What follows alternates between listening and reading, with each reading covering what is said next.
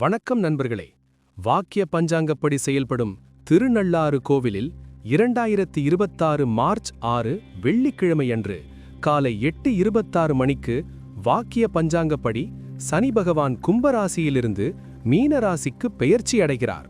சனி கர்ம கிரகமாக 2.5 ஆண்டுகள் ஒரு ராசியில் தங்கி ஞானம், ஒழுக்கம், சோதனைகளை தருவார். சில நேரங்களில் சில ராசிகளில் 3 ஆண்டுகள் கடப்பார். ஆனால் மொத்தம் 12 ராசிகளையும் வலம் வர 30 ஆண்டுகள் வரை எடுத்துக்கொள்வார் சனி பகவான். ஜோதிடத்தில் சனி பகவான் முக்கிய கிரகமாக அறியப்படுகிறார். இவர் கர்மகாரகன் என்றும் நீதிமான் என்றும் அழைக்கப்படுகிறார். அவரவர் செய்த வினைப்பயனுக்கு ஏற்ப பலன்களை வழங்குவார்.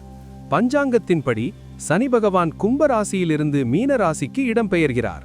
அவரின் இந்த பெயர்ச்சி காரணமாக சில ராசிகளுக்கு சவாலான காலகட்டம் காத்திருக்கிறது. அது குறித்து இங்கு காணலாம். குறிப்பிட்ட 6 ராசிகள் சனியின் கோரமுகத்திலிருந்து சிக்கினாலும் இந்த சனி பெயர்ச்சி ரிஷபத்திற்கும் மகரத்திற்குமே வரப்பிரசாலம் என்று சொல்லலாம். இந்த பெயர்ச்சி சிலருக்கு ராஜயோகம், சொத்து, திருமண நன்மைகள் தரும். மற்றவர்களுக்கு உடல் நலம், கடன் தீர்வு, எதிரிகள் தோல்வி. 7.5 சனி முடிவடைந்த மகர கும்பராசிகளுக்கு நிம்மதி. வக்ர சனி ஜூலை 27 முதல் டிசம்பர் வரை சுயசோதனை தரும். பொதுவாக சனிப்பெயர்ச்சி என்பது அந்த ராசியினரின் வாழ்க்கை மட்டுமின்றி அந்த ராசிக்கு முந்தைய மற்றும் பிந்தைய ராசியிலும் தாக்கத்தை ஏற்படுத்துவதாக ஜோதிடத்தில் கூறப்படுகிறது. இதன்படி 7.5 சனி நடந்து வரும் கும்பராசிக்கு சனி பகவானின் பாத சனி காலம் தொடங்கும். மீனராசிக்கு விரய சனி காலம் முடிந்து ஜென்ம சனி காலம் தொடங்குகிறது. மேஷராசியினருக்கு சனிக்காலத்தின் முதல் கட்டமான விரய சனி தொடங்குகிறது. இதனால் இந்த 3 ராசியினருக்கும் உடல்நிலை, வேலை, தனிப்பட்ட வாழ்க்கை ஆகியவற்றில் ஏற்றங்களும் இரக்கங்களும் என்று ஜோதிட நிபுணர்கள் கணித்துள்ளனர். மேலும் சனி பகவானை கோவிலுக்கு சென்று வழிபடுவதும் நன்மை பயக்கும் என்றும் தெரிவித்துள்ளனர். மேஷ ராசிக்கு சனி பகவான் லாபஸ்தானத்தில் இருந்து விரயஸ்தானத்திற்கு எழுந்தருள்கிறார். இதை 7.5 சனியின் ஆரம்ப காலம் என சொல்லலாம். அதாவது இப்போது விரய சனி ராசிக்குள் வரும்போது ஜென்ம சனி, 2ஆம் இடத்திற்குள் வரும்போது பாத சனி காலம் நடைபெறும். ஒவ்வொரு ராசிக்கும் 12ஆம் இடத்தில் சனி பகவான் வருகிறார் என்றால் அவரின் வீடு மாறும். அதன்படி குரு, அதாவது மீனம் வீட்டுக்கு வரும் சனி பகவான் மேஷ ராசிக்கு தீங்கிழைக்க மாட்டார். மேஷ ராசி விரய சனியால் கவலைப்பட வேண்டாம். கல்விக்கான அதிக நேரம் செலவாகும். உத்தியோகஸ்தர்களுக்கு வேலை பழு அதிகரிக்கும். பணிமாறுதலுக்கு இது உகந்த காலம் இல்லை. வெளியூர் பயணங்கள் அதிகரிக்கலாம். தொழில் செய்பவர்கள் முதலீடு அதிகமாகவும் லாபம் குறைவாகவும் இருக்கும். திருமண வரன்கள் கைகூடும். வயதானவர்கள் ஆன்மீக பயணம் மேற்கொள்வீர்கள். நேரம், பணம் விரயமானாலும் உரிய நேரத்தில் அதற்கான பலன்கள் கிடைக்கும். விரய சனி காலகட்டத்தில் வாரம் ஒரு முறையாவது ஏதேனும் ஒரு கோவிலுக்கு சென்று அடிப்பிரதட்சணம் செய்யலாம். ரிஷபராசி சனி பெயர்ச்சியில் லாபம் பெறும் ராசிகளில் ரிஷபம் முக்கியமானது. 11ஆம் இடத்தில் சனி பகவான் வருவதால் லாபஸ்தானமாக அமையும். தொட்டதெல்லாம் துலங்கும். கல்வியில் நினைத்த துறையில் பயில வாய்ப்பு கிடைக்கும். பணியிடத்தில் ஊதிய உயர்வு, பணி உயர்வு கிடைக்கும். வேலை இல்லாதவர்களுக்கு விரும்பிய பணி கிடைக்கும். தொழில் செய்பவர்களுக்கு நல்ல வரவு வரும். கடன் சுமை குறையும். தொழிலை விரிவுபடுத்த தேவையான உதவி கிடைக்கும். விரும்பிய வரன் அமையும். கணவன் மனைவி கருத்து வேறுபாடு நீங்கும். குழந்தை பேறு செய்தி பெறுவீர்கள். கூட்டுத் தொழில் கவனம் தேவை. பெருமாள் கோவிலில் தாயாரை வழிபடுவது சிறப்பை தரும். மிதுன ராசி சனி பகவான் இந்த ராசிக்கு 9வது இடமான பாக்யஸ்தானத்திலிருந்து 10ஆம் இடமான ஜீவனஸ்தானத்திற்கு செல்கிறார். இது சாதகமாகவே அமையும். நம்பிக்கையோடு எதையும் எதிர்கொள்ளலாம். வேலைக்காக காத்திருப்பவர்களுக்கு அழைப்பு வரும். தொழில் செய்து நஷ்டமடைந்தவர்களுக்கு கடனை அடைக்கும் சூழல் உண்டாகும். வியாபார விருத்தி ஏற்படும். திருமண காரியம் கைகூடும். புத்திரப்பேறு கிடைக்கும். 10ஆம் இடம் கர்மஸ்தானம் என்பதால் விரும்பிய ஆசைகள் நிறைவேறும். அதே சமயம் உழைக்காமல் சோம்பேறித்தனமாக இருப்பவர்களுக்கு எவ்வித நன்மையும் உண்டாகாது. இந்த ராசிக்காரர்கள் தொழில் செய்யும் இடத்தை தெய்வத்தின் இருப்பிடமாக கருதினால் அற்புதமான பலன்கள் கிடைக்கும். கடகராசி 9வது இடத்தில் சனி பகவான் உள்ளார். நேரடியாக இல்லாவிட்டாலும் உங்களுக்கு நன்மைகளை வழங்குவார். பிரச்சனைகளிலிருந்து விடுபடுவீர்கள். மனக்குழப்பம் நீங்கும். வாழ்க்கையின் வளர்ச்சிக்கான வழியை சனி பகவான் காட்டுவார். கடன், நோய், கல்வி, இல்வாழ்க்கை பிரச்சனை, தொழிலில் குறைவான லாபம் என எல்லா பிரச்சனைகளும் நீங்கும். இந்த சனிப்பெயர்ச்சி காலத்தில் தினமும் சூரிய நமஸ்காரம் செய்ய வேண்டும். நீர்நிலைகளுக்கு அருகாமையில் இருக்கும் ஏதேனும் ஒரு கோவிலுக்கு சென்று வழிபடலாம். சிம்ம ராசி. சனி பகவான் 8ஆம் இடத்தில் இருப்பது அஷ்டம சனி என சொல்லலாம்.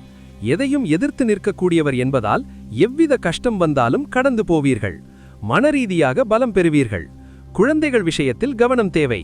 அதிக கடன் வாங்குவது, கொடுப்பது கடன். தெரியாத விஷயத்தில் ஈடுபடக்கூடாது. தெரியாத இடங்களுக்கு யாரையும் நம்பி செல்ல வேண்டாம். ராசி அதிபதி சூரியன் என்பதால் சூரிய நமஸ்காரம் செய்வது, காலை வேளையில் கோவில் செல்வது போன்றவை கண்டிப்பாக செய்ய வேண்டும். கன்னி ராசி. 7ஆம் இடத்திற்கு சனி பகவான் செல்வது கண்டக சனி காலம் என பார்க்கலாம். இதனால் உங்களுடைய ராசிக்கு நல்லதே நடக்கும். விரும்பியது நிறைவேறும். 5 மற்றும் 7ஆம் இடம் இணைவதால் கல்வி, இல்வாழ்க்கை, தொழில், வியாபாரம் என எல்லாம் உரிய நேரத்தில் நடக்கும். யாரையும் எளிதில் நம்பி ஏமாந்து விடாதீர்கள். எதையும் யோசித்து செய்வது நல்லது. மற்றவர்களால் உங்களுக்கு பிரச்சனை வருவதால் கவனமாக இருங்கள். முடியும் போது திருப்பதிக்கும் மற்ற நாட்களில் சனிக்கிழமையில் பெருமாளை வழிபடுவது சிறப்பானது. துலாம் ராசி. சனிப்பெயர்ச்சி காலத்தில் நல்ல பலன்கள் கிடைப்பதில் துலாமும் ஒன்றாகும். எல்லாவிதமான நன்மைகளும் வந்து சேரும். எதிரிகளை எளிதில் வெல்வீர்கள். வழக்குகளில் வெற்றி காண்பீர்கள். ஆரோக்கியம் மேம்படும். வீடு மனை வாங்கும் யோகம் அமையும். கடன் பிரச்சனை தீரும். புத்திரப்பேறு தொடர்பாக யோகம் அமையும். இல்வாழ்க்கை பிரச்சனை சரியாகும். தகுதி மீறி கடன் வாங்குவதை தவிர்க்கவும். மன்னிக்கும் மனப்பான்மையை வளர்க்க வேண்டும். இந்த காலகட்டத்தில் சிவபெருமான் அல்லது முருகனை வழிபடுவது சிறப்பாகும். விருச்சிக ராசி. சனி பகவான் 5ஆம் இடத்திற்கு வருகிறார் என்பதால் சாதகம் பாதகம் என 2 பலன்களும் கிடைக்கும். திருமணமானவர்கள், குழந்தை பேறு வேண்டுபவர்களுக்கு கேட்டது நிறைவேறும். பூர்வீக சொத்து கைக்கு வரும். குலதெய்வத்தை வேண்டினால் எண்ணிய எண்ணங்கள் ஈடேறும். கல்வியில் சிறந்து விளங்குவீர்கள். போட்டித் தேர்வுகளில் வெற்றி கிடைக்கும். புண்ணியம் செய்வதற்கு ஏற்றாற் போலதான் பலன்கள் கிடைக்கும். அதனால் செய்யும் செயலில் கவனம் தேவை. உணவு, பணம் தானம் செய்யலாம். அதுவே சாதகமாக அமையும். தனுசு ராசி.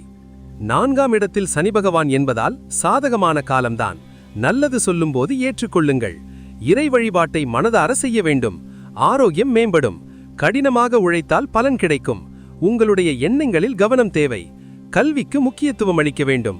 வாகனங்கள் வாங்குவீர்கள். வீடு மனை போன்றவை வாங்கும் சூழல் அமையும்.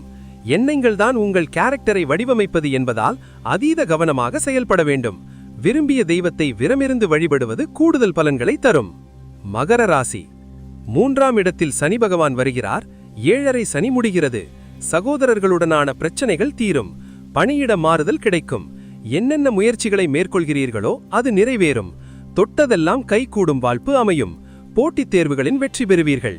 திருமணவரன், குழந்தை பேறு தொடர்பான சுப செய்திகளை கேட்பீர்கள். வீடு வாங்கும் யோகம் அமையும். நம்பிக்கை, தைரியம் இருந்தாலும் அது குருட்டு தைரியமாக மாறிவிடக்கூடாது. எதை செய்தாலும் திட்டமிடுதல் அவசியமாகும். இந்த காலகட்டத்திலும் குருவை வழிபட்டு எதையும் செய்வது சிறப்பானது. கும்பராசி. 2ஆம் இடத்தில் சனி பகவான் இருக்கிறார். இதனால் மனக்குழப்பம், மன அழுத்தம் ஆகியவை நீங்கும். 7.5 சனியின் கடைசி பகுதி என்பதால் சனி பகவான் இதுவரை கொடுத்த கஷ்டங்கள் குறையும். ஆரோக்கியத்தில் கவனம் தேவை. கடன் வாங்குவது, கொடுப்பதில் கவனம் வேண்டும். பகையை வளர்க்காமல் முடிந்தவரை நட்புடன் செயல்படுங்கள். முன்னோர் சொத்துக்கள் கைக்கு வரும். கடின உழைப்பு போட்டால் லாபம் வரும். செல்வம் சேரும். பிரிந்த குடும்பம் ஒன்று சேரும். கணவன் மனைவியாக இணைந்து காட்சி கொடுக்கும் தெய்வங்களை வழிபடுவது சிறப்பானது. மீனராசி. ஜென்மசனியாக கும்பத்திலிருந்து மீனராசிக்கு வரும் சனி பகவான் வந்தாலும் பிரச்சனைகளைக் கண்டு பயப்பட வேண்டிய தேவையில்லை. எதையும் திட்டமிட்டு செயல்படலாம். பெரிய விஷயங்களை இந்த நேரங்களில் முயற்சி செய்ய வேண்டாம். முதலீடு விஷயத்தில் கவனம் தேவை.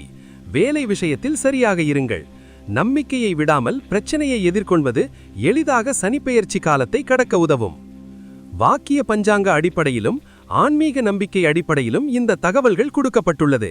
எல்லாம் நல்லதற்காகவே நடக்கும் என்ற நம்பிக்கையுடன் கடந்து செல்லலாம். நன்றி.